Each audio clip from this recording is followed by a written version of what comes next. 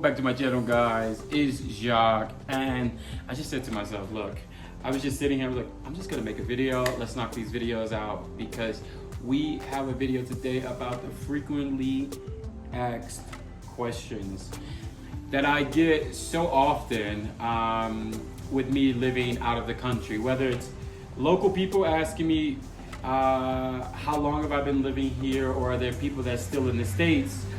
I usually don't get it from my friends or people that are actually in Europe or in other countries, but I definitely get it in between always the current country that I'm in and also the country that I left. So we all know it's been many years that I left United States.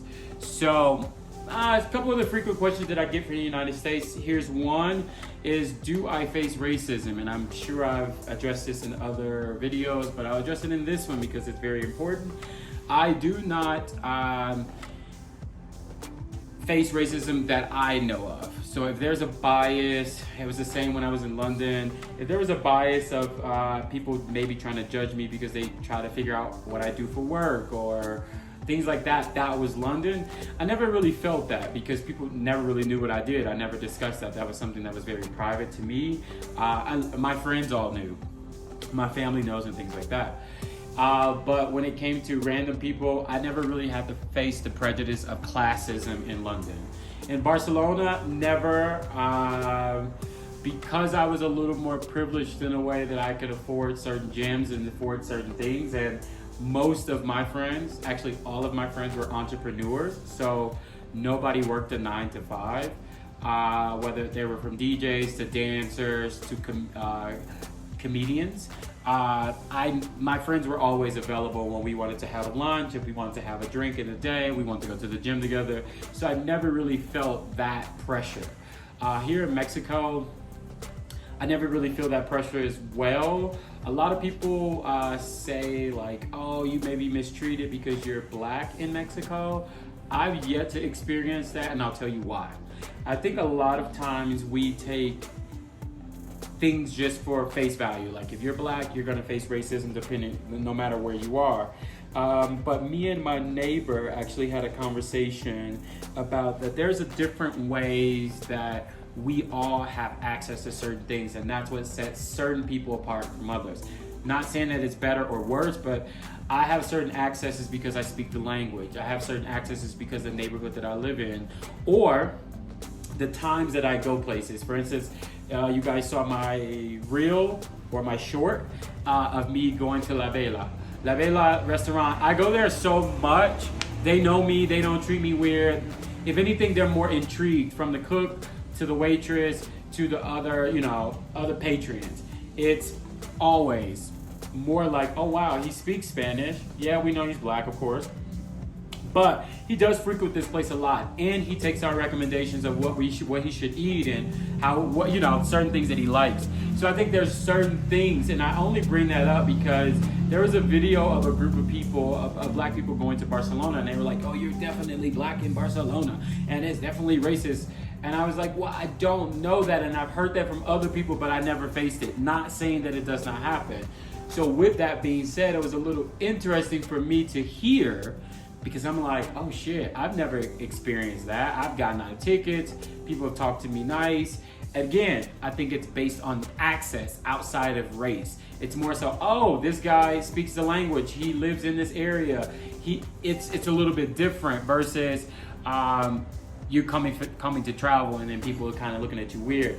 And I will say this, people don't look at you weird because you're black. They look at you weird because they're like, oh, wait, are they American or from England, like Great Britain, or wow? And sometimes it may be biased, but for me, the most times that I've seen people stare at me or ask me questions or want certain things from me, it's always been with love. They've always told me, like, I think you're beautiful, I love your skin color, like everything like that. So I think there's layers to it, and I think pretty privilege is one, but we'll talk about that in another video. The second one is, do I miss having a car? And this was one that I also spoke to my neighbors about, because this was one that was a little difficult for me to understand and grasp the concept of it in the beginning. In the beginning, my brain couldn't wrap around me not having a car and me not fully being able to go where I want when I wanted to, or so I thought. And I experienced that mainly in Barcelona for the first time. In London, it was easy. In the UK, it was easy because I lived in Brighton as well. That was easy. But Barcelona was a little different because it taught me a different way of transportation. And I was never a biker, but once I had access to the electric bikes and the regular bikes, I still to this day say that probably is the most fit I've ever been in my life is in Barcelona, because it was bikes everywhere. I had no problem catching a bike if I was drunk. Probably shouldn't have, but if I was drunk, I had no problem catching a bike home just to kind of get my body going and burn some of the liquor off. And I did other things. I skated. I was very active in Barcelona, and I'm very active here in Mexico as well, because the first month or two I definitely was taking a lot of Ubers. But I start bringing it back, reeling it back, and now I'm more a bike, I skate, I walk. I don't have a problem actually doing these things now. It's so stimulating to my body for me to actually walk. It's just one of those things that I've grown accustomed to loving, where even when I travel to the States, it's so weird for me to drive a car. Like, even if I'm driving a car, it's like, this is so weird. It's gonna take so long, and I probably could have biked to this location, or I could have skated this location. And I always feel like I'm being overweight or I'm being lazy when I get to the States for some reason. The next one would have to be, do I make friends? Yes, everywhere. Everywhere. I make friends everywhere, which is why I have determined or came to the realization that this will be my last move. Even if the channel, like with the channel building and going bigger, I will travel more, but I will not move to another country. I will not move back to the States or anything like that. I will not do that again. I think for me, it's just enough is enough because it's just too much to leave your friends over and over and over. I left my friends in the States, then I left my friends in London, then I left my friends in Barcelona, now I'm in Mexico. I think if anything, I would definitely love to possibly do maybe 6 months in Barcelona, 6 months in Mexico, and kind of go back and forth between the two. I would love to do that because I do love what both cities have to offer. That's something I definitely think once I get some things in order, I think I definitely would do that. I would love to go back and forth, 6 months here, 6 months there, 6 months here, 6 months there, or even 3 and 3. Probably more like April through August, or April through August. That's May, June, July, August. 4 months in Barcelona and then the rest in Mexico. I think that would be great. Probably a month in the States with my family. Another question I get is probably from the locals. Always from the locals, but it's the same when I lived in Barcelona, of like, where am I from? And if you're new to the channel, I am Jacques, and I am from the United States, but I left the United States 5 years ago to live abroad. So I lived in London, Barcelona, and now I live in Mexico City. Let's see, what's another one? Another one would have to be the cost of living, and I get that from people from the States. What's the cost of living, how it is, how different it could be. And I'll say this, it's never really about how much it costs, even though it's important. I think it's more so understanding the structure in which where you live at. Barcelona, London, and Mexico were all the same. I paid everything at the beginning of the month, which in the States was a little difficult, even when I had the money, it was a little difficult to pay every single thing because the bills would come at different times and things like that. Here, all the bills are at one time. I pay on the first of the month, I pay every single thing. If you haven't seen, I'll link below my apartment tour. My apartment is $1,400 American dollars a month, and that is everything included. That's lights, gas, water, and I have a cleaner that comes once a week. She comes once a week for 6 hours. She cleans the entire house. That usually is fine with me for that amount of time. And then if you think about maybe food per day, because I shop per day. I'm a little bit weird. I don't like to keep unnecessary food in my fridge.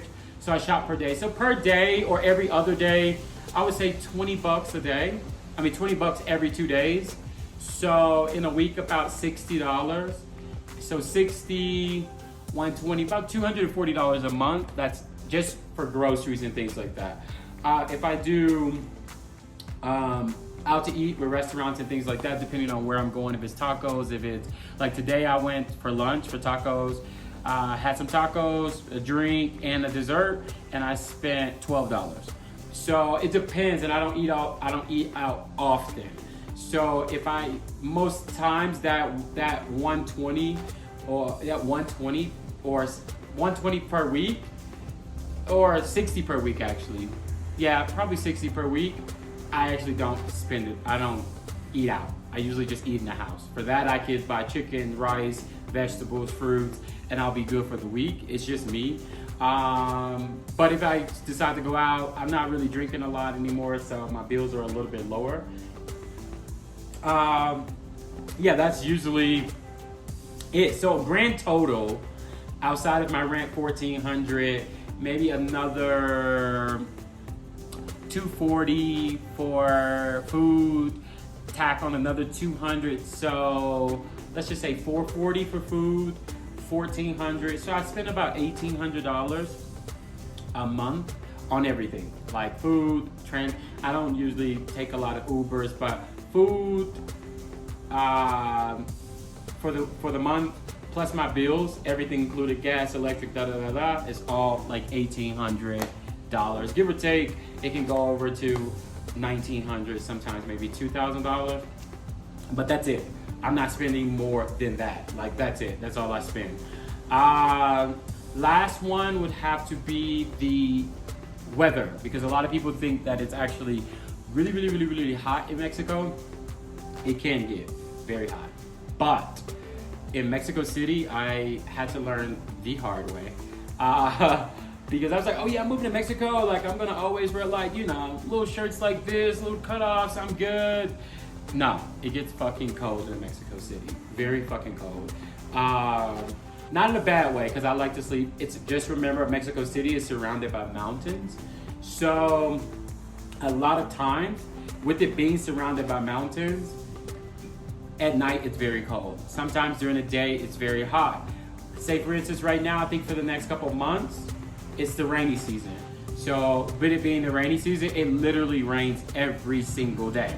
Like right now, outside of what you can see, these are the windows, and literally, the trees are like this right now. I don't know if you can hear it. The trees are like that, and I'm sure it's about to rain. Which is cool. It's beautiful for me. I like the rain, and I love it that it's a little refreshing every day that it rains. It just kind of gives like a freshness in the air, and it's always not too hot. I've been here since February, and I think the hottest was probably May. May had to be the hottest fucking month. Like I had 3 ACs going. Let's get this going.